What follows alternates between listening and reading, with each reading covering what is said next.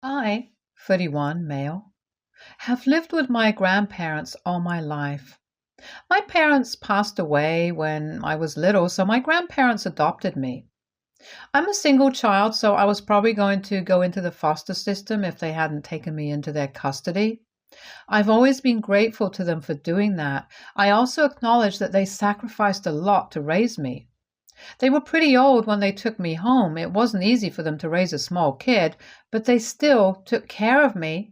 They were pretty strict, but I honestly can't complain. I owe my life to them. I don't know where I would have been if they hadn't stepped in and taken me under their wing. I don't remember my parents much, but I am sure I would have reminded them of them, which wouldn't have been easy for them either. They did treat me like their own child, but at the same time, they tried to control my life too. I don't know if that was the idea of parenting that they had or something else, but they always wanted me to do exactly what they wanted. When I was a kid, they would feed me what they thought was best for me. They clothed me in whatever they thought would be good for me. I never got to have an opinion on anything regarding myself. I wanted so many things growing up, but I was always denied because my opinion didn't matter. I never even tried to argue with them because I was so afraid that they would get rid of me or something and I wouldn't have any family at all. They weren't the most affectionate people in the world, so I was always sort of scared that they might change their mind someday and I would have to leave. It wasn't like they treated me badly or something. They were just indifferent. I think it was a generational thing. They weren't comfortable showing too much emotion. They just wanted to raise me, and in raising me, they wanted me to just listen to whatever they were saying. I was never supposed to argue or they might get mad. I did do it though. I listened to everything they had to say until I was in high school. I thought that they knew better than me, and I made every decision based on what my grandparents told me.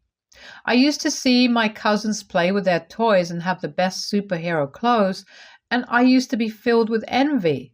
But I always told myself that my grandparents knew what they were doing, and if they weren't buying me toys, then it was for my own good. I never thought that something was wrong with their parenting style until I was older and could form an unbiased opinion.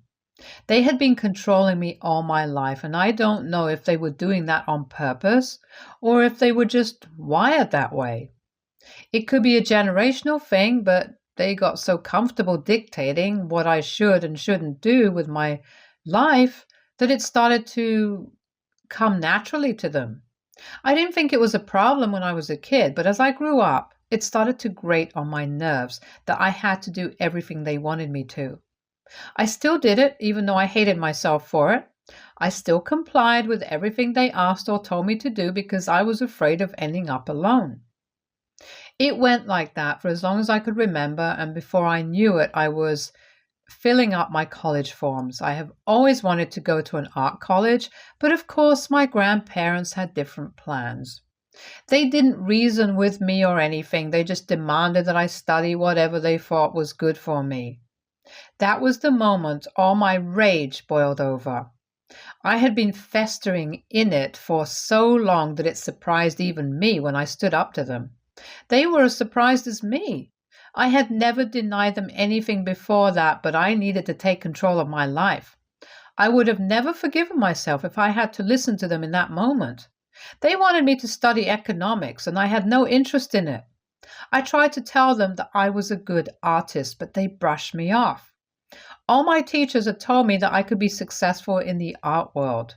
I was that good, but nothing was good enough for my grandparents if it wasn't up to their standards. They started to keep me at a distance after I filled out all my college forms. They wanted me to know that I had made a mistake, so they ignored me for the last days of high school. I was devastated. They were the only parents I knew, and they had just cut me out of their lives like it didn't matter. They didn't even attend my graduation. I was the only one there alone. No parents skip their kids' graduation, and that was the day I realized that they weren't my parents. I had idealized them and thought of them as my parents, but they didn't feel the same way. If they had, they would have kept our differences aside and come to see me graduate. The longer I thought of it, the clearer it became. I was a project for them. They wanted me to be perfect and listen to everything they told me. They were nice to me when I abided by their rules, but as soon as I made a decision that they didn't agree with, they disappeared from my life. It was the saddest realization I had ever come to, but it was true nonetheless. It took me a long time after that to accept that they didn't love me or care for me like I did for them. My love was unconditional, while theirs came with a list full of conditions. They didn't talk to me after graduation, they didn't talk to me when I left for college, and they certainly didn't talk to me the following days. I got used to it after a while. I was ultimately an orphan, so it wasn't that far-fetched that I wouldn't have any family. It was just very difficult to finally come to that conclusion after I have lived my life worshipping my grandparents for literally saving my life and giving me a home. They didn't reach out at all after I left for college. I still saw them at family gatherings because my uncles and aunts still invited me. They didn't have any beef with me or my choice of college. I was another family member to them, so they always used to invite me to dinner and stuff. My grandparents didn't like my presence there, but they didn't say anything either. They would usually ignore me or sometimes make small talk like we were strangers. I just hung out with my cousins and used to get out of family gatherings fairly early. I really didn't want anything to make me feel uncomfortable because of the hostility between my grandparents and me. It went on like that throughout college and graduation. I called and told them when I got my first real job, but they didn't seem very happy about it. I had been working since high school, but I got a high-paying job as an art consultant after graduation, and it was still not good enough for them. It was a huge accomplishment, but I felt sadder than ever after my phone call with my grandparents. I was still kind of holding out hope that one day they might accept me if I was successful enough or earned enough money, but I was wrong. They couldn't care less about me just because I chose to go to college of my own choice instead of theirs. That day, all my hope was killed. I knew for sure that I couldn't do anything that would make them forgive me. I had stopped calling them after that day because I knew I wasn't wanted. They never reached out on their own, so I didn't hear from them for a long time, until one day I got a call. It was my grandmother asking me to come to the house. I initially thought that maybe they wanted to resolve things finally, and the prospect of that was sort of bittersweet. I did want them in my life again, but at the same time, my life was so peaceful in their absence. I felt like a horrible person just thinking about it at the time.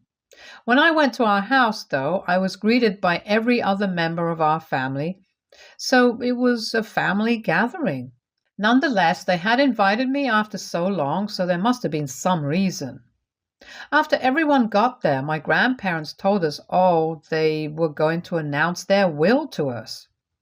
I mean, I knew they were getting old, but still it was like a gut punch to hear them say that they wanted to be prepared in case something happened. I listened to them intently. I was sure I wasn't going to get anything except for the house, and I honestly didn't want anything except for the house. I needed the house because of the emotional attachment I had to it. All my aunts and uncles had their own homes, so I was confident that I was going to get the house anyway.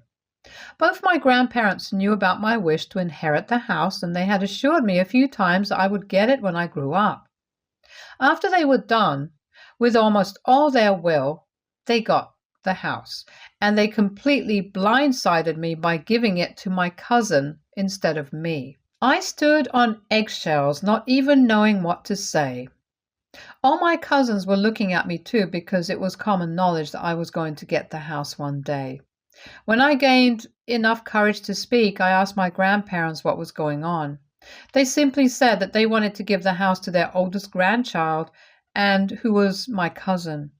I reminded them that they had promised me the house. I had so many memories there. It was the only home I ever knew. All my parents' stuff was in the attic of that house. My mother chose the furniture that was in the dining room. I held all the memories of my parents, even though I never got to know them. It held all the happy memories of my time with my grandparents before it all went sour. I told them that I wanted it, and they told me that they had made their decision. I pleaded with them to let me have it. Then they said that I could have had it if I had listened to them and chosen a respectable college for myself. They said that I had made a fool of them, so I didn't deserve to have anything of theirs. I never looked at that house as theirs. It was always ours, for me. And then I understood that the oldest grandchild excuse was bullshit. They just wanted to punish me for following my own dreams instead of their dreams for me. I lost a lot of respect for them in that moment. I have always thought that they might not be equipped to be good parents to me because of our age gap. But that day, I thought for the first time that they might not be good people. I left without saying anything further because really, what was there to say after that? In the following days, though, sadness gave way to anger. I just thought that if they can't even grant me this one thing that I have always wanted, maybe I don't need them in my life after all. They are perfectly happy without any contact from me. So I needed to move on from them and accept the fact that they are perfect in my mind only. They have made it pretty clear that they don't want anything to do with me, so the only thing that linked me to them was all their bills that I had been paying for a few years. I had been taking care of everything: food, water, electricity, and medicines. Everything got delivered to their doorstep. They never talked to me about it. They probably thought that one of my uncles was doing it for them. Whatever the reason, I just couldn't be in their lives anymore. It was eating me alive. They were not good for my peace of mind. So I canceled all the payments as a first step to truly being separate from them. It took them 18 days to realize that I was the one making all the payments. I assumed they were calling me to talk about it, but when I picked up the call, they were talking to me really politely. I was confused at first, and then they said that we should be a family again because my absence was not bearable for them. It didn't even take me 30 seconds to realize that they wanted me to pay their bills again. There was no way they wanted me back in their lives. Their egos were way too big for that to happen. I told them that I would rather not be a family again and hung up. Was I wrong for not even listening to them first and assuming that they wanted money? Update 1. It's been a few days after my phone call with my grandparents. I kept wondering if I was too hasty in shutting them down. Maybe they didn't want me to pay their bills and simply wanted me back in their lives. They didn't try to contact me after that one phone call for a few weeks. I was still mad at them for depriving me of that house just because I took charge of my own life. I still wanted to help them out with their bills and all, and that was the most ridiculous thing. They kicked me to the curb and I still wanted to help them out. I just couldn't bear the fact that they might be suffering because of me. My grandfather received a generous pension after his retirement, so it wasn't like they didn't have any money, but I just wanted to be there for them in their old age. When they didn't contact me for weeks, I started to think that maybe I should call them and apologize. I honestly didn't know what I did wrong, but it was keeping me awake at night. The fact that I might be the reason our relationship would never be the same was eating me alive. I didn't call them, though. They did, after a month or so. My grandmother called me and started assuming I was heartless and selfish. I had never heard her say such cold and mean things to me, and it immediately brought tears to my eyes. I asked her what I did, and she scoffed and said that I stopped paying their bills because they wouldn't give me the house. I told her that I was sorry and that if they wanted, I could start paying their bills again. She told me that they didn't need anything from me, and she was calling to let me know how ungrateful I was and that they failed at raising me. She was saying such horrible things to me, and all I could do was listen and cry. I have never been more alone than I was at that moment. Update 2. So a couple of months have passed since my altercation with my grandmother, and I finally went to therapy. I have been almost depressed since everything happened. And my friends have been pushing me to try therapy, but I've been putting it off. After 2 whole months of feeling sorry for myself, I finally decided to give it a try, and it really helped. I learned a lot of things that I might have done unconsciously my whole life. My therapist told me that I had been clinging to my grandparents because I felt like I owed them something. She was right. I did feel like it. I felt like I owed them my life, so I kept going back to them even if they were hurting me emotionally. She assured me that it was their fault, not mine. Children are not supposed to feel like they owe something to their parents because they raised them. That's when I realized that I hadn't done anything out of my love for them. I did everything they told me when I was a kid because I was scared they would get rid of me. Then, when I grew up, I did everything for them to pay off the debt of raising me. It was like a door opened in my mind, and I could see everything clearly. It was heartbreaking to realize that I didn't mean that much to them. I had been worshiping them for saving me and making me what I am today. But in reality, they were the ones who messed me up. I was an insecure person. I was always clinging to someone for love. I was always begging other people to not leave me because they put all those fears in me. They were bad parents to me. And they punished me for realizing that after so many years. Update 3. I finally gathered enough courage to face my grandparents. They had been a constant presence in my life even when they weren't physically there. I don't think they could say the same. I decided to talk to them face to face instead of calling.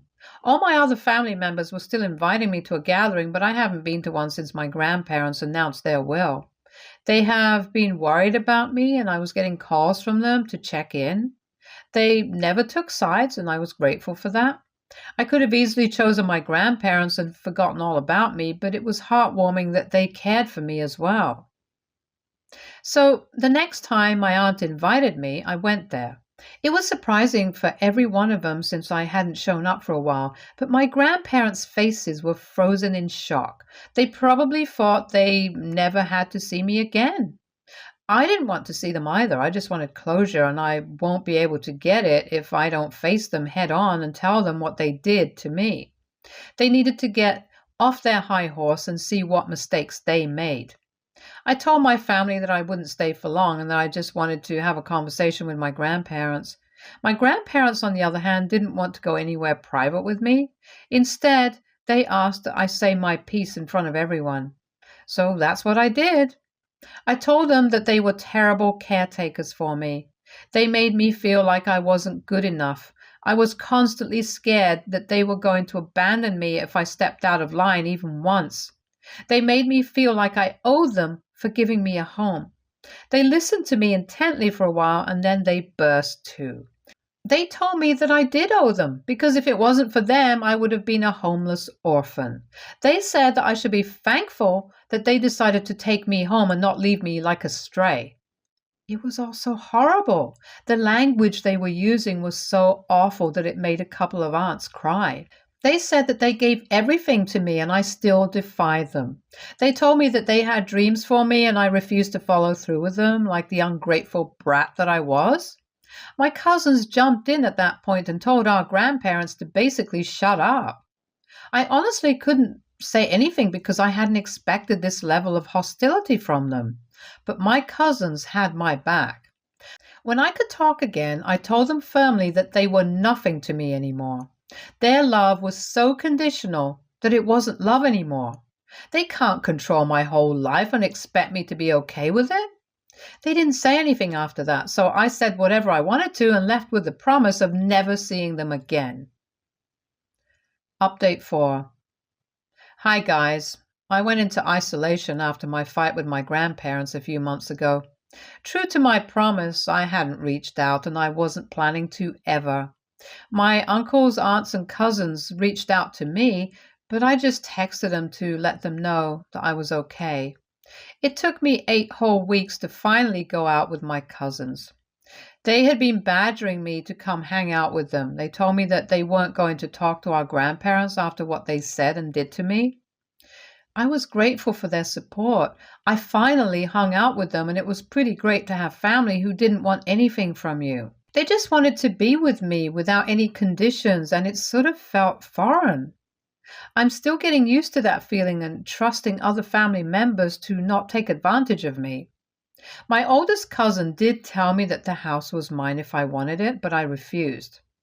I got movers to get my parents' stuff out from there, but I didn't want the house anymore.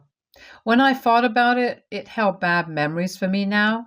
My grandparents were not my parents, however much I wanted them to be. They just weren't. And there was no reason for me to hold on to that house that reminded me of them. I didn't want to be reminded of them. I was finally happy after not having them in my life. My therapist saw a huge difference in my behavior and was happy with my progress too. I was getting better every day and breaking all the metaphorical chains that they put around my ankles. Stay tuned for more stories from our girl relationships.